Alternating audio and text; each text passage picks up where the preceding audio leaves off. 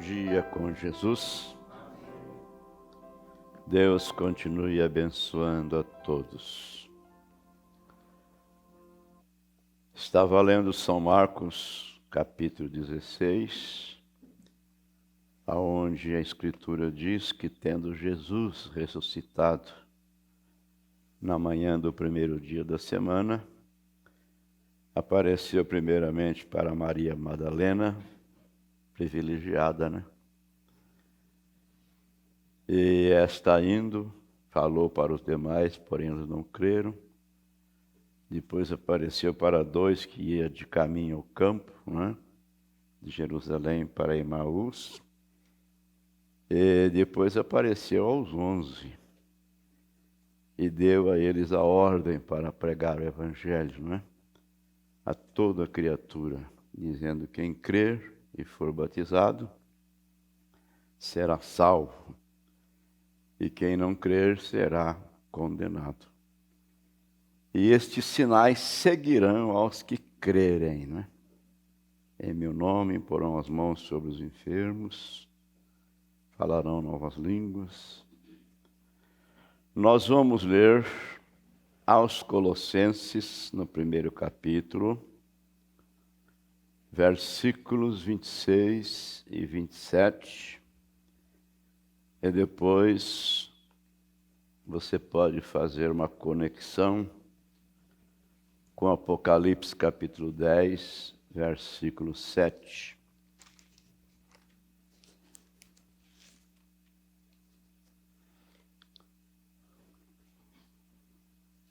Colossenses capítulo 1, 26 e 27. O mistério que esteve oculto desde todos os séculos e em todas as gerações, e que agora foi manifesto aos seus santos, aos quais Deus quis fazer conhecer quais são as riquezas da glória deste mistério entre os gentios, que é Cristo em vós, a esperança da glória. Cristo em vós. Apocalipse 10, 7, nós lemos: mas nos dias da voz do sétimo anjo, quando tocar a sua trombeta, se cumprirá os segredos de Deus, como anunciou aos profetas seus servos. Quando o sétimo anjo tocasse sua trombeta, anunciasse a sua mensagem, seria revelado estas coisas ocultas, estes segredos, não é? Como lemos aqui em Colossenses capítulo 1. Bondoso Deus, somos muito gratos ao Senhor. Eu, particularmente, sou muito agradecido por poder viver neste dia, nesse tempo do fim, no finalzinho desta última era da igreja, para ver e para viver e participar destas coisas que estão profetizadas em sua palavra. Agradecemos ao Senhor, bom Pai, por tudo que tens feito por nós. E imploramos ao Senhor continuar conosco, pois agora precisamos do Senhor mais que nunca. Sua palavra nos diz em São Mateus 24, 48, que viria um tempo em que diriam: meu Senhor tarde virá. Não ouvimos ninguém dizer isto em palavras, mas o modo de viver, a prática do dia a dia, está dizendo mesmo sem palavra: Jesus vai demorar, Jesus não vai vir tão breve. Porém, bom Pai, o Senhor tem nos preparado, tem nos chamado para fora do mundo religioso e tem nos preparado para esse grande evento que tomará lugar numa destas manhãs, nos diz o seu profeta. Obrigado por mais uma vez poder virmos à tua casa e passarmos estes momentos tão preciosos aqui na presença do Senhor. E agora pedimos ao Senhor falar conosco. Ó Deus, perdoando nossas falhas, nossas fraquezas, afastando de nós toda a preocupação desta vida terrestre, afastando de nós toda a preocupação com este mundo em que nós estamos vivendo, fazendo de nós pessoas espirituais. Pois oramos no precioso nome do Senhor Jesus. Amém. Podeis assentar, damos boas-vindas a todos. Deus está nos concedendo mais uma oportunidade em poder crescermos na graça e no conhecimento de nosso Senhor Jesus Cristo. E assim a nossa fé seja ser motivada, não é? Porque ela é o fundamento das coisas que se espera e a prova das coisas que não se veem. Nós vamos continuar meditando nesta mensagem, cujo tema é 5 identificações definidas da verdadeira igreja do Deus vivo. 5 coisas que define, não é? Que identifica a verdadeira igreja do Deus vivo. E ao vermos isto, que Deus ajude-nos a reconhecermos o que somos, a posição em que nós nos encontramos, a posição em que Ele tem nos colocado. Pois bem, aprendemos que a igreja de nosso Senhor Jesus Cristo não é uma denominação, não é apenas um ajuntamento de pessoas, mas ela é o povo de Deus que tem sido chamados para fora do mundo, para vivermos em um outro reino.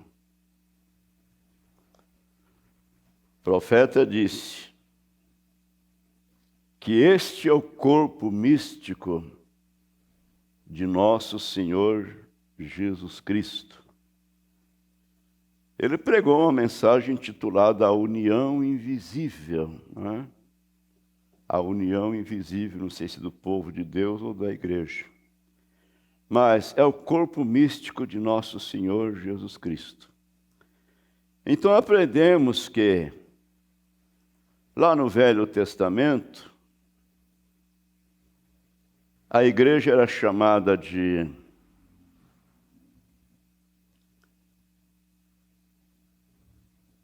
o reino de Deus. No Velho Testamento, a igreja era chamada de o reino de Deus. Mas agora, no Novo Testamento, ela é chamada de o reino messiânico, o império do Messias,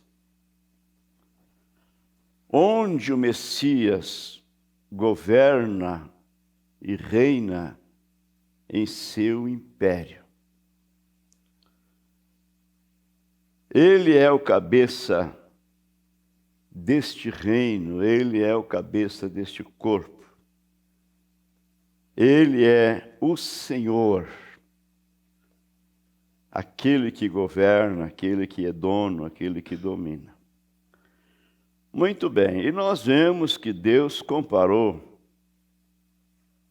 a igreja em algumas parábolas. E isso é a Escritura, é a Bíblia, né? Então, o irmão Branham disse que Jesus a comparou como marido e mulher. Como marido e mulher.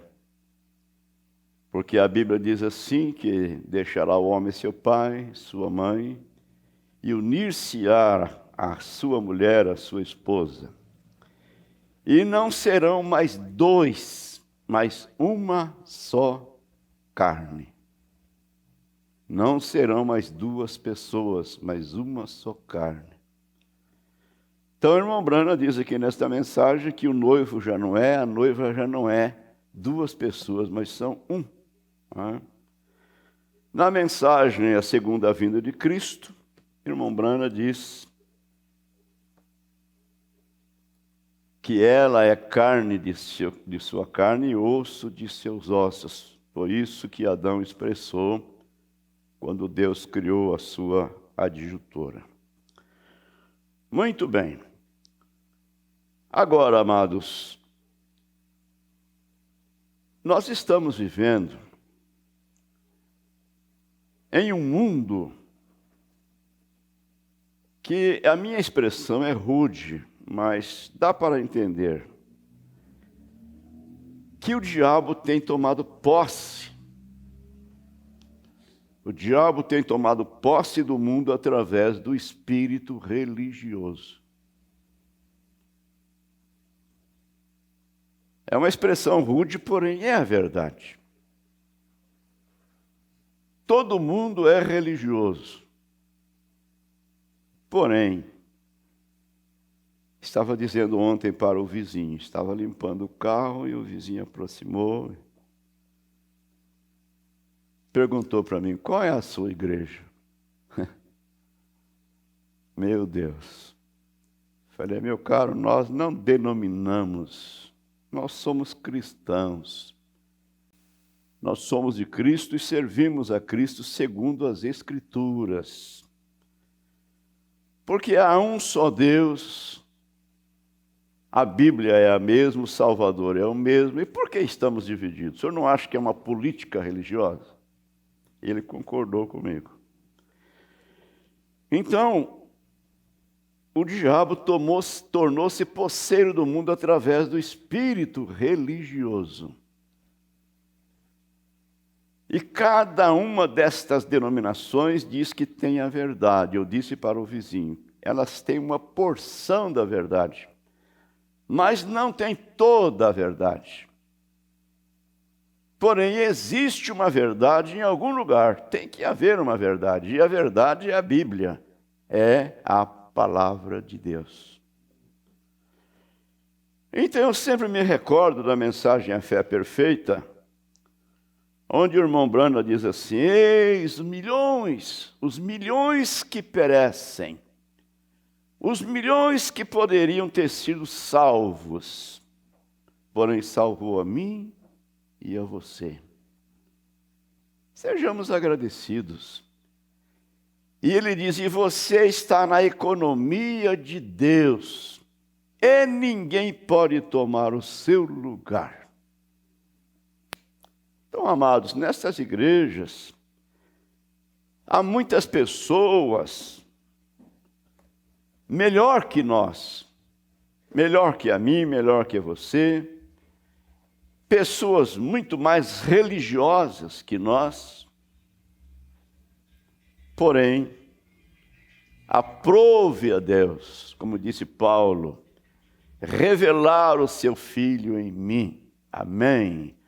Aprove a Deus revelar a sua palavra para nós. Então sejamos agradecidos.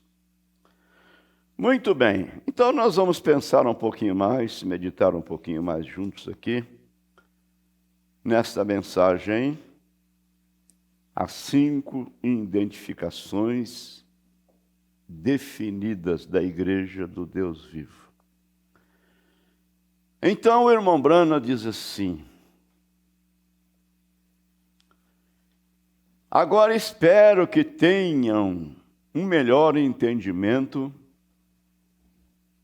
do porquê eu falo duro não contra o povo nas organizações, não é contra os indivíduos, contra as pessoas, não contra o povo nas organizações, mas contra as organizações em sua natureza. É o espírito, né, que governa, que comanda, né? Irmão Branham chega a dizer, não tenho nada contra as igrejas, as denominações, mas veja o estrago que elas têm feito. É um espírito ali, não é? Então ele está dizendo, agora espero que tenham um melhor entendimento do porquê eu falo duro, não contra o povo nas organizações, isso é, nas igrejas, mas contra as organizações em sua natureza. Não pode ser nada mais que anticristo. Anticristo quer dizer antipalavra, porque Cristo é a palavra. Não pode ser nada mais que anticristo em cada uma delas. Agora você diz, espera um minuto, irmão Branham. Eu pensei que o irmão ia pregar ou não ia pregar nada além da Bíblia. Ele formula essa pergunta, não é? Aí ele diz, deixemos que a Bíblia o diga então. Deixemos que a Bíblia o diga então. Vamos abri-la agora e ler um pouco. Abram comigo em Apocalipse capítulo 17. Esta é a revelação de Jesus Cristo à sua igreja. Igreja chamada para fora. Apocalipse 17, tentaremos falar tão rápido o quanto possível. Mas agora observe enquanto lemos. Você pode abrir a sua Bíblia. Agora, esse livro de Apocalipse, que é chamado o livro da revelação, ou de revelação, deixa eu fazer um fundo aqui, para que nós possamos entender melhor. Aqui no livro de Apocalipse, no capítulo 1,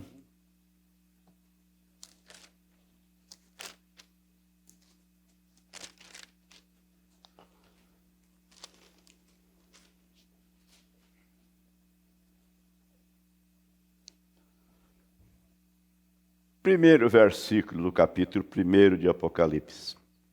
Revelação de Jesus Cristo, a qual Deus lhe deu para mostrar aos seus servos as coisas que brevemente devem acontecer.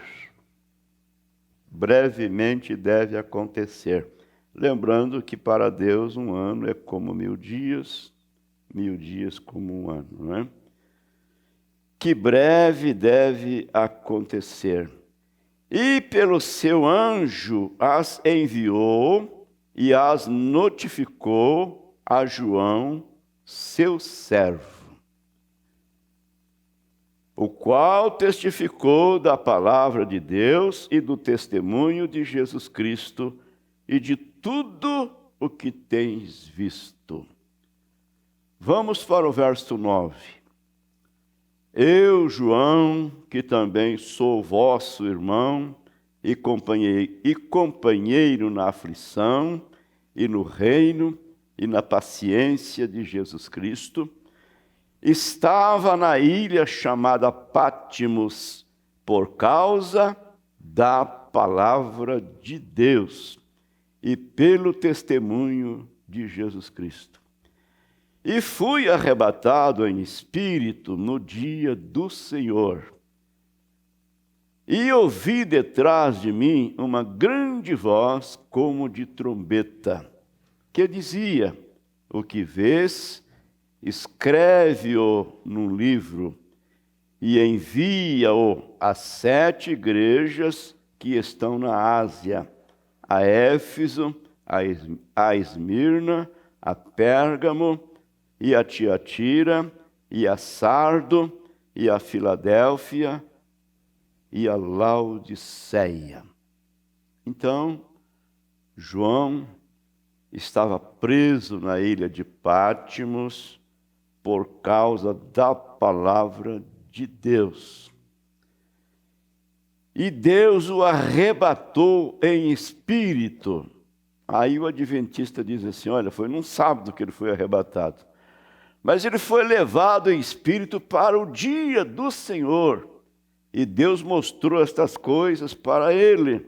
E mandou que ele escrevesse isso num livro e enviasse às 7 igrejas que estão ali na Ásia Menor, as quais simbolizam as 7 eras da igreja. Elas têm característica das eras da igreja. Muito bem. Então agora vamos voltar aqui para o nosso assunto, né?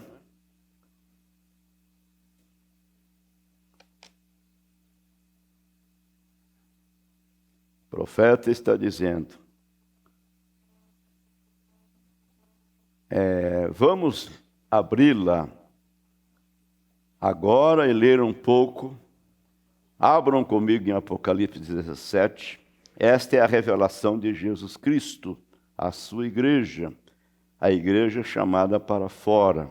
Mas agora observem enquanto lemos.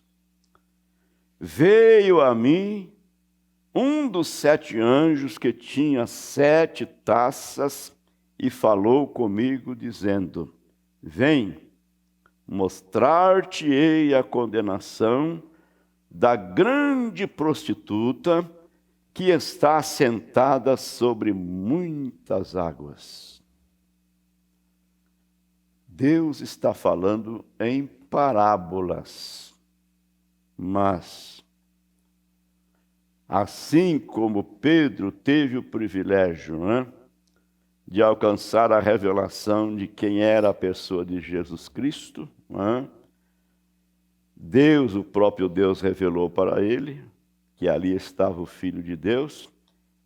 Esse mesmo Espírito Santo está presente para abrir o entendimento dos filhos de Deus, para compreenderem as Escrituras.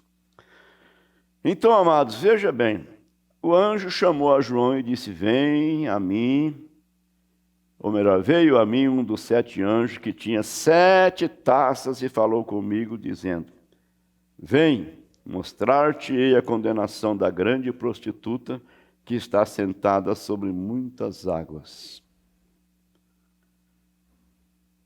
Agora, isto está tudo simbolizado, porque é uma revelação de Jesus Cristo, selada. Está escondido dos sábios e entendidos. Porém, como Jesus agradeceu ao Pai, não é? Por ter escondido essas coisas dos sábios e entendidos e as ter revelado aos pequeninos, isto é, aos seus escolhidos. Então é uma revelação que está selada, porém, como nós lemos aqui, não é? Colossenses capítulo 1 e Apocalipse 10, 7, que nos dias da voz do 7º anjo, quando proclamasse a sua mensagem, seria revelado todos os segredos, todos os mistérios, né? Até aqueles mistérios que os 7 trovões falaram e João ia escrever, porém foi proibido, né? Tudo foi revelado. Então vamos estudar um pouquinho sobre esses símbolos. Então, irmão Brana pergunta, você sabia disso? É uma coisa oculta e somente pode ser revelada não pela mente intelectual, mas revelada pelo Espírito Santo através dos dons do Espírito. A Bíblia diz, aquele que tem sabedoria, calcule, o número da besta. Lá em Apocalipse capítulo 13, está escrito assim, né? Aquele que tem sabedoria, calcule o número da besta. E o seu número é 666, é o número de um homem, né? Então, irmão Branham está dizendo, né? É revelada não pela mente intelectual, mas revelada pelo Espírito Santo através dos dons do Espírito. Aquele que tem sabedoria, calcule os números da besta. Aquele que tem sabedoria, o dom de sabedoria, faça isto, faça aquilo. E esta é a revelação. Agora, qualquer um sabe que quando uma mulher é simbolizada na Bíblia, refere-se a uma igreja.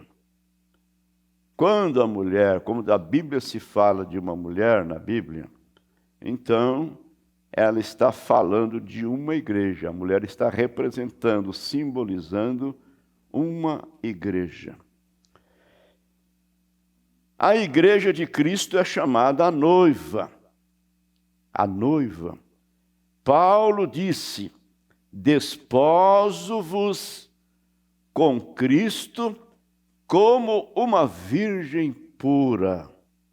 Uma virgem pura, falando da mulher, porém tipificando a igreja. Agora aqui estamos falando de uma grande mulher, a qual é uma mulher de má fama. Vem mostrar-te-ei, né? Mostrar-te-ei o que? A grande prostituta? Deixa eu ver o que diz aqui. É a grande prostituta. Então a Bíblia está falando de uma mulher de má fama.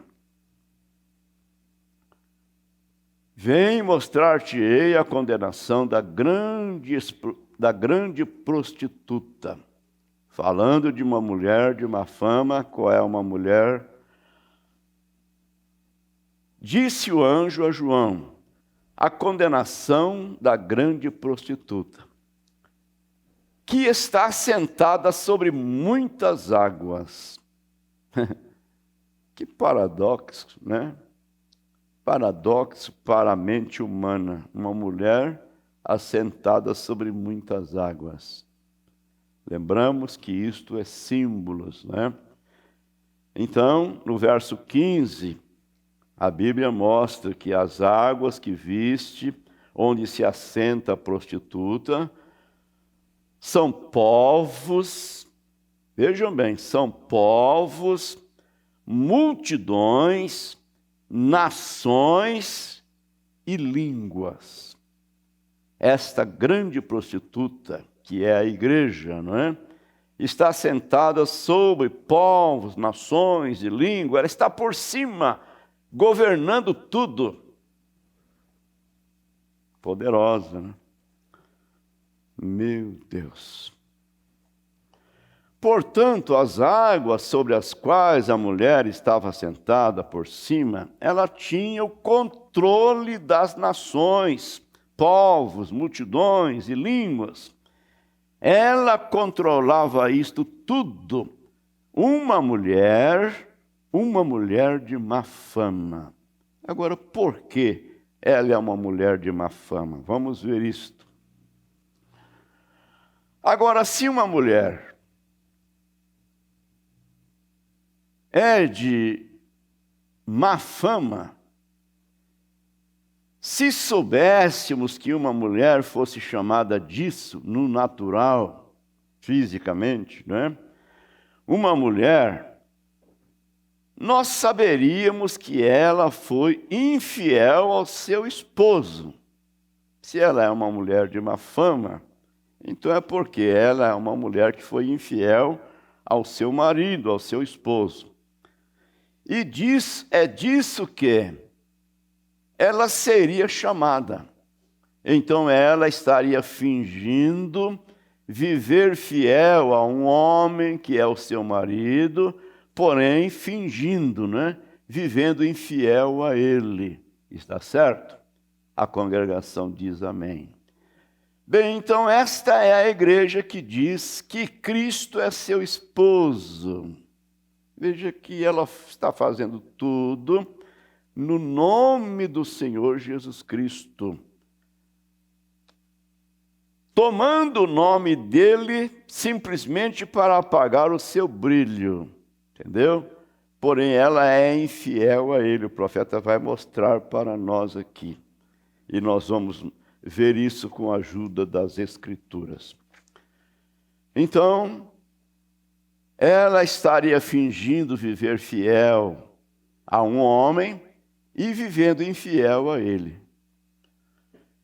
Bem, então esta é a igreja que diz que Cristo é seu esposo.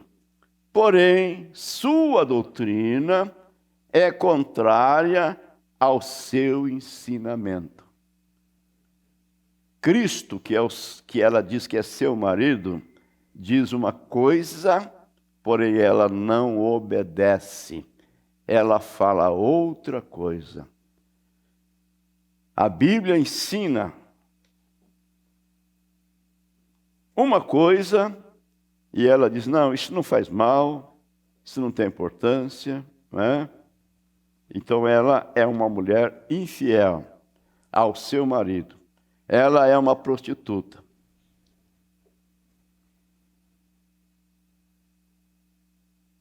Quem é aqui? Ela é uma prostituta. E ela tem o controle dos povos, multidões, nações. Venho mostrar-te a condenação dela. Agora então temos um quadro com a qual se prostituíram os reis da terra e os que habitam na terra se embebedaram com o vinho da sua prostituição. E os que habitam na terra estão embriagados. Um bêbado é um embriagado, não é?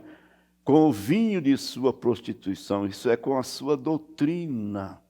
Irmãos, isso não é pouca coisa, não. Dividindo ao único e verdadeiro Deus em 3 pessoas, dando um título para cada pessoa, dizendo que é um nome, mudando o batismo do nome do Senhor Jesus Cristo, que é o nome do Pai, do Filho e do Espírito Santo, para os títulos. Veja, isso quando foi? Lá no ano 385 da era cristã. Nós estamos vivendo na era, no ano de 2222. Quantos anos? E essa doutrina veio rolando de lá para cá. Esse vinho, né? Embriagando os reis da terra, embriagando todo mundo. E o mal dessa doutrina é que faz de Jesus Cristo uma segunda pessoa. Quando Jesus Cristo é o primeiro e o último, quando ele é o alfa e o ômega, quando ele é o primeiro e o derradeiro, o primeiro e o último, quando Jesus Cristo é Emanuel, Deus conosco. Porém, Deus nos tirou de lá. Graças a Deus, Deus nos tirou de lá. Deixa eu ler mais um pouquinho aqui.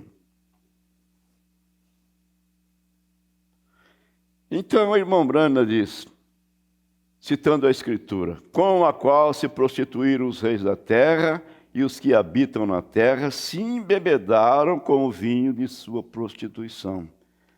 O que é prostituição? Imundícia, é ser imunda. Ela é uma prostituta e ela tem a imundícia nela. E todo o povo rico do mundo, e os reis, e os grandes homens das nações, e as multidões se prostituíram com ela. Tomaram do seu mal. Vocês estão vendo onde isso está chegando? Não estão? A congregação diz amém.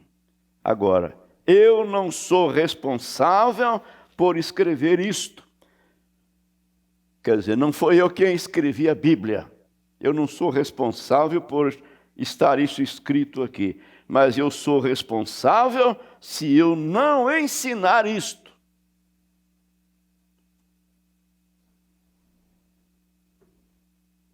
Ele diz, Estamos falando acerca da igreja agora.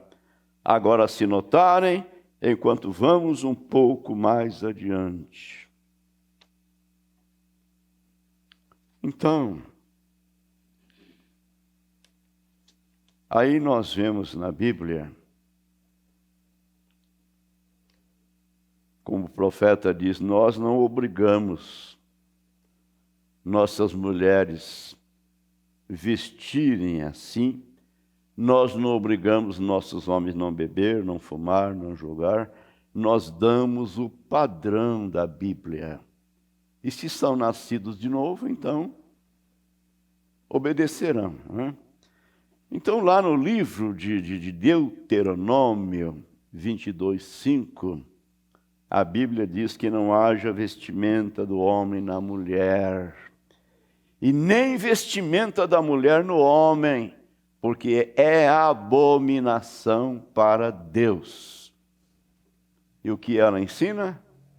Não tem problema, não tem importância. E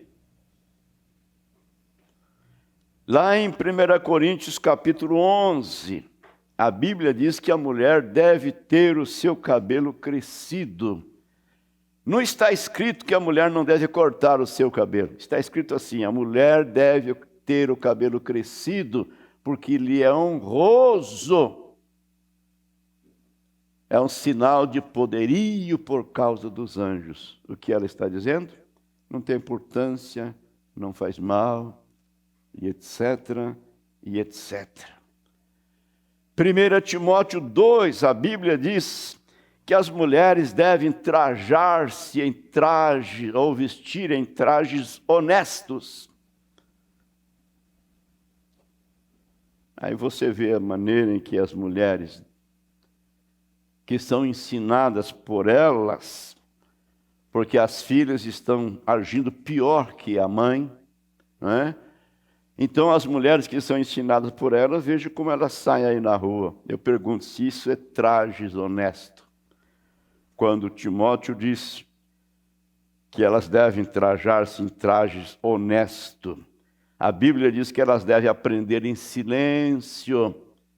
Se quiser aprender alguma coisa, interrogue seus maridos em casa. A Bíblia diz, não permito que a mulher ensine nem use de autoridade ao seu marido. 1 Pedro capítulo 3 dizem que elas devem ser sujeitas ao seu marido. Veja se ela está obedecendo estas coisas.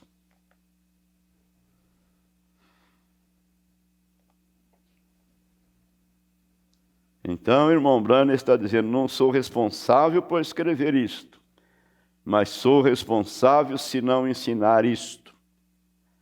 Estamos falando acerca da igreja. Agora, se notarem, enquanto vamos um pouco mais adiante.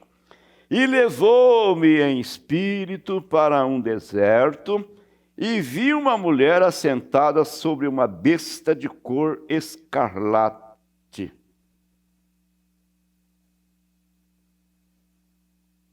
A mulher na Bíblia representa a igreja, águas representa povos, nações, etc. E a besta na Bíblia representa poder. É um poder religioso, um poder eclesiástico. E agora aqui, veja bem, levou-me em espírito para um deserto e vi uma mulher assentada sobre uma besta de cor escarlate. Escarlate deve ser vermelho, né? Permita-me tomar estes símbolos enquanto prosseguimos, disse o profeta. Agora, escarlate é vermelho. Vermelho, por um lado, é uma boa cor. Vermelho, por um lado, é uma cor de má fama. Luz vermelha, cor de perigo, uma cor escarlate. Ela estava ordenada de cor escarlate, vermelho, essa prostituta. E estava sentada sobre uma besta. Uma besta na Bíblia significa poder. Se notam, muitos ministros, eu estou vendo acenando com a cabeça, correto?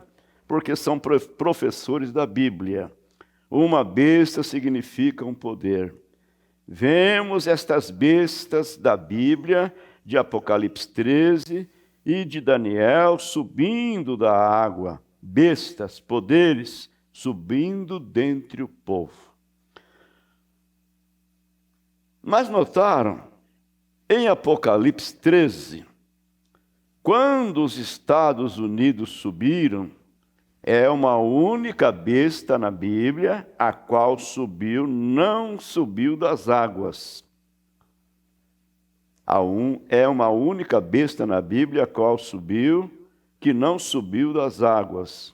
A Bíblia diz que ela subiu da terra, onde não havia povos. Esse foi este novo reino. E parecia um cordeiro, mas pouco depois falou como um leão. Este é este país. Isto tem de acontecer. Misericórdia. Algum dia eles cometerão um erro e elegerão um indivíduo errado. Eles levantarão um faraó que não conhece José. Eles tentarão isto, ou melhor, eles tentaram isto antes e o tentarão novamente. Se falharem desta vez, finalmente virá. A Bíblia diz assim: não sou político. Ambos os lados são desonestos. Estou dando meu voto a Jesus Cristo. Ele é o único o qual estou interessado. Mas eu lhes digo, é melhor limpar os óculos agora, se esperam alguma liberdade para os seus filhos.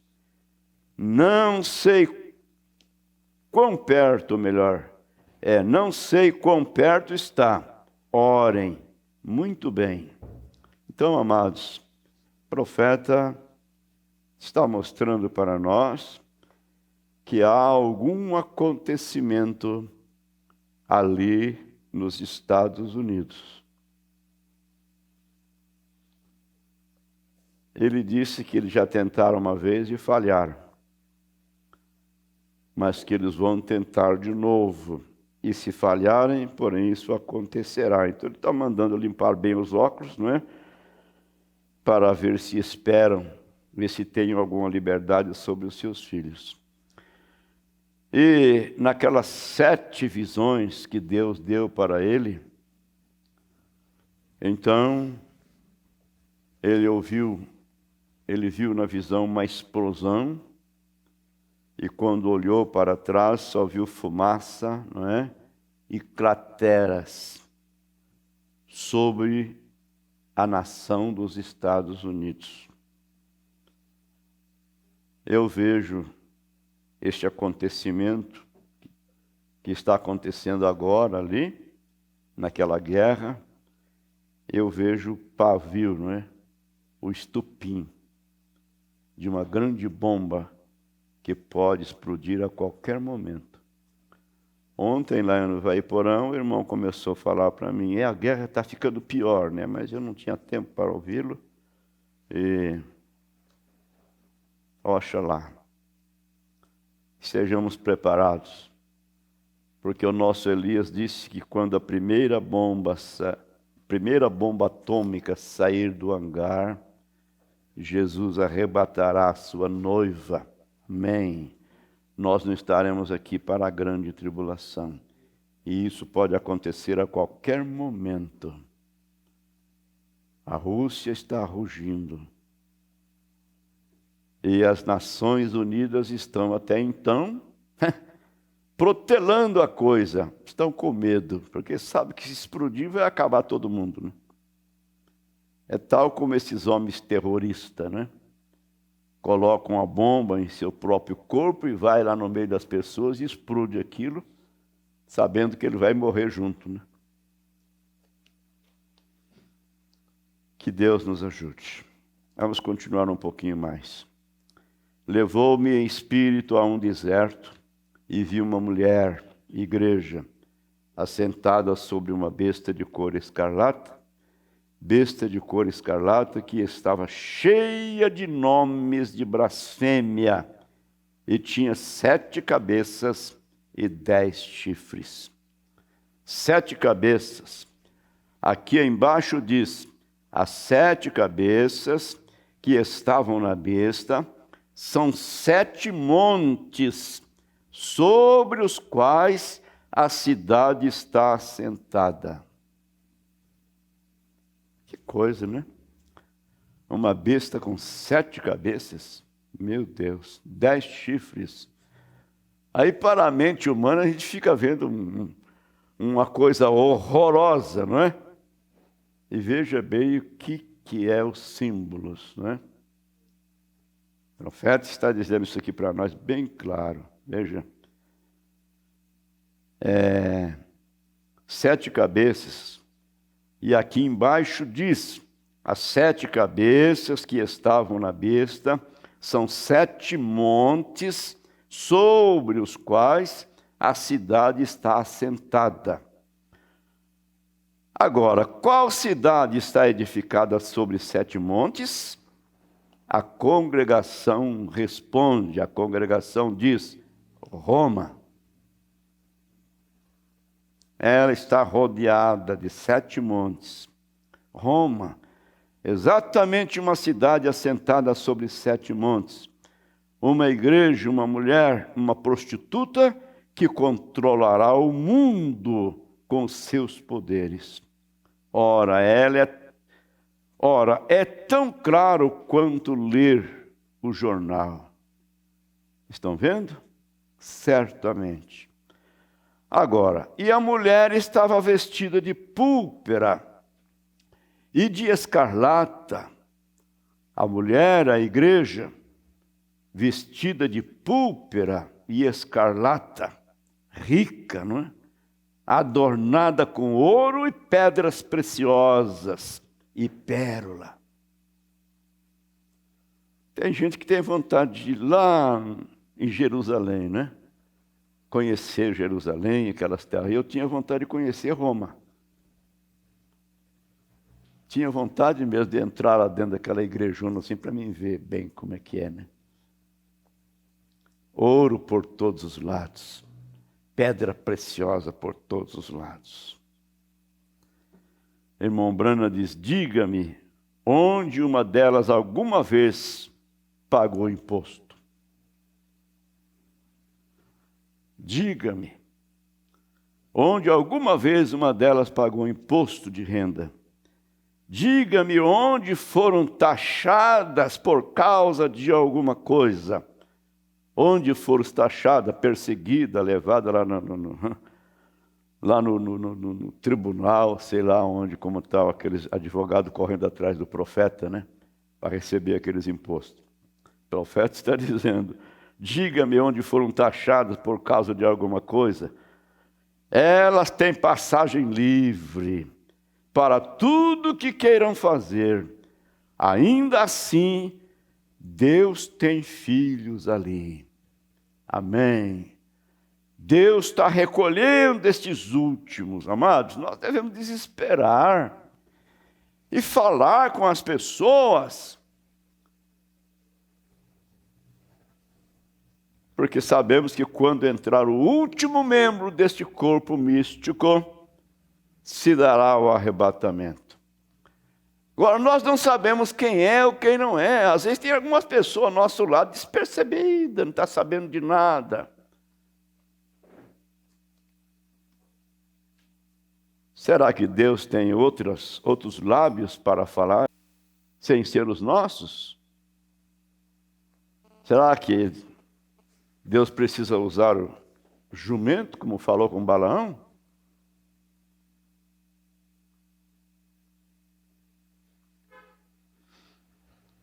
Oh, Deus.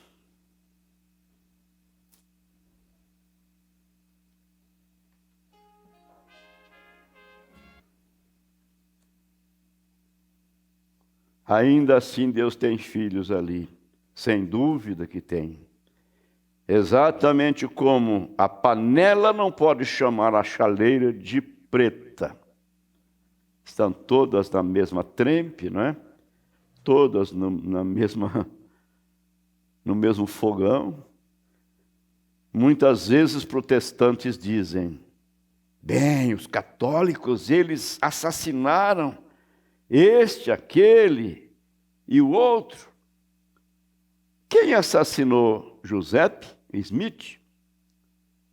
Eu não concordo com ele, mas ele tinha simplesmente tanto direito de fazer seu ensino quanto eu tenho de fazer o meu aqui na América. E a Igreja Metodista assassinou Giuseppe Smith. Quando se chega a... tem uma grande placa, eles falam o nome de um lugar aqui, mas eu não sei ler. E vocês, metodistas, tomem cuidado com os grilos mormos. A placa está dizendo assim, né? Vocês, metodistas, tomem cuidado com os grilos mormos. Certa feita, grilos andavam destruindo a plantação dos mormos. Meu Deus. Dizem que eles oraram e os grilos morreram. E hoje esse tipo de grilo é chamado grilo mormos, nota do tradutor, correto? A Igreja Metodista baleou José Smith. Veja, protestantes, assim não censurem os católicos. Observem, só por alguns minutos e a Bíblia dirá assim também. Então, os protestantes criticam, não é, a Igreja Católica por ter assassinado aquele monão, de cristãos. Mas o profeta está dizendo que a Igreja Metodista também assassinou José Smith, não é? Então, a chaleira não pode chamar a panela de preta, porque se um assassinou, o outro assassinou também. E aí ele arranjou esse negócio dos grilos mormos, né?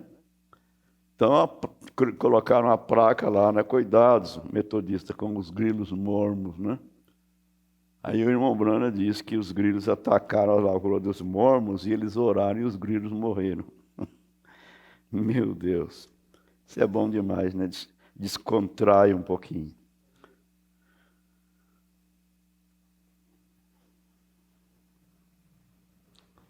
Ele fala de algo aqui que eu não entendi muito bem, mas eu vou ler.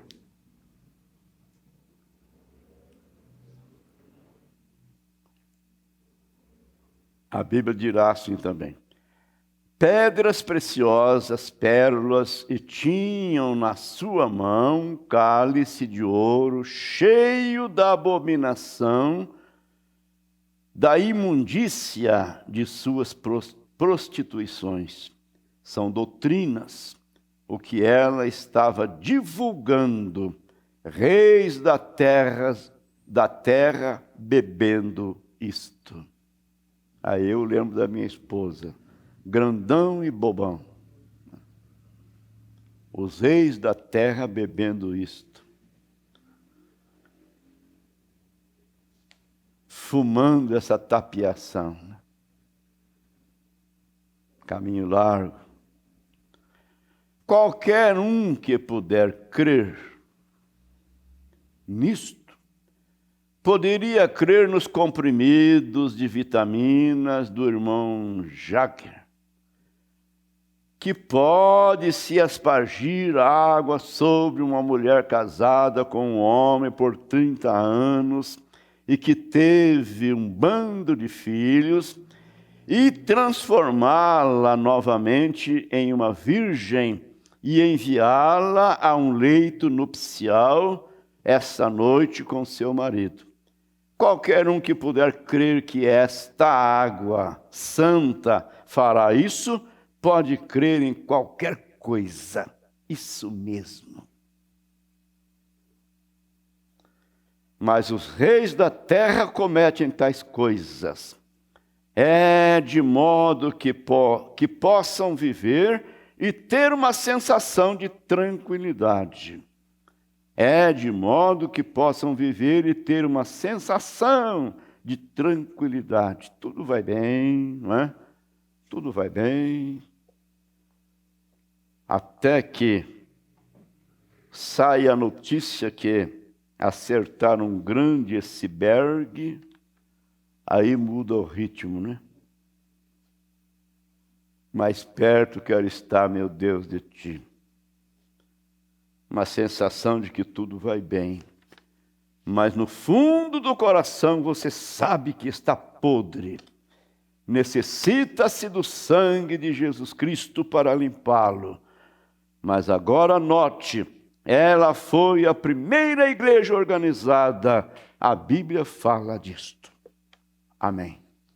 Começou certinha, porém foi mudando as coisas, e foi mudando as coisas, e foi mudando as coisas, e hoje tem gente que ainda crê que o Papa tem poder para mudar as coisas, fazer do jeito que ele quer. Mas esse Papa aí é mais esperto, viu? Estava ouvindo no rádio, na CBN, não guardei bem qual foi a expressão, mas ele mandou soltar aí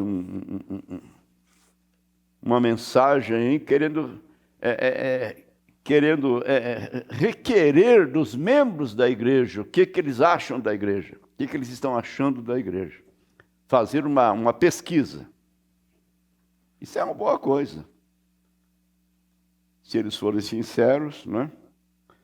Então, meus amados irmãos, a igreja teve o seu princípio no dia de Pentecostes, com a descida do Espírito Santo, e aqueles 120 que estavam reunidos no cenáculo foram vivificados de dentro para fora, de maneira que eles começaram a falar em outras línguas. Não esse blá blá blá que a gente ouve, eu pelo menos ouvia uns tempos atrás, né? Lá na Assembleia de Deus, todo mundo falando em língua ao mesmo tempo, blá blá blá blá, não era isso não. Era línguas estranhas, porém inteligíveis. Os alemães viam os discípulos falando na língua deles. E digamos assim, o inglês e etc, etc. Muito bem, então eles aproximaram e ficaram olhando, mas espera um pouco, esses homens são todos galileus? Como, pois, estão falando na língua em que nós fomos criados? E ficaram pasmados, dizendo, olha, esses homens estão cheios de moço, eles embriagaram, estão cheios de vinho. Porém, muitos reconheceram, dizendo, não, estes homens receberam algo de sobrenatural, algo que veio de cima. Depois que Pedro pregou aquele sermão e mostrou que este Jesus que vocês crucificaram, Deus o fez Senhor e Cristo. Amém. Tiveram o coração compungido e perguntaram, o que faremos, varões e irmãos? E Pedro respondendo disse, arrependei-vos. O profeta vai dizer, qual é a sua mensagem? Qual é a mensagem desta igreja? Ele disse, sua mensagem é o arrependimento. Foi a primeira mensagem, arrependei-vos e cada um de vós seja batizado em nome de Jesus Cristo para o perdão dos pecados e recebereis o dom do Espírito Santo. E a Bíblia diz que naquele dia agregaram-se quase 3.000 almas, foram batizados no nome do Senhor Jesus Cristo e perseveravam na doutrina dos apóstolos, nos ensinamentos dos apóstolos. Então ali foi o nascimento da igreja. E a igreja católica, a história diz que ela batizava em nome do Senhor Jesus Cristo. Mas depois o diabo entrou e vamos fazer uma união, vamos ceder um pouquinho daqui, ceder um pouquinho dali. Lá estavam os cristãos genuínos, lá estavam os cristãos nominais, lá estavam os pagãos, e eles queriam fazer de todos um povo. Então, vamos fazer o seguinte: pagão não crê em um só Deus. Então, vamos dividir esse Deus em 3 pessoas. E vamos dar um título para cada pessoa, dizendo que é um nome. E a coisa vem vindo assim, rolando de lá para cá, rolando de lá para cá, até que Deus enviou Elias para restaurar a palavra, para revelar os mistérios. Graças a Deus por isso.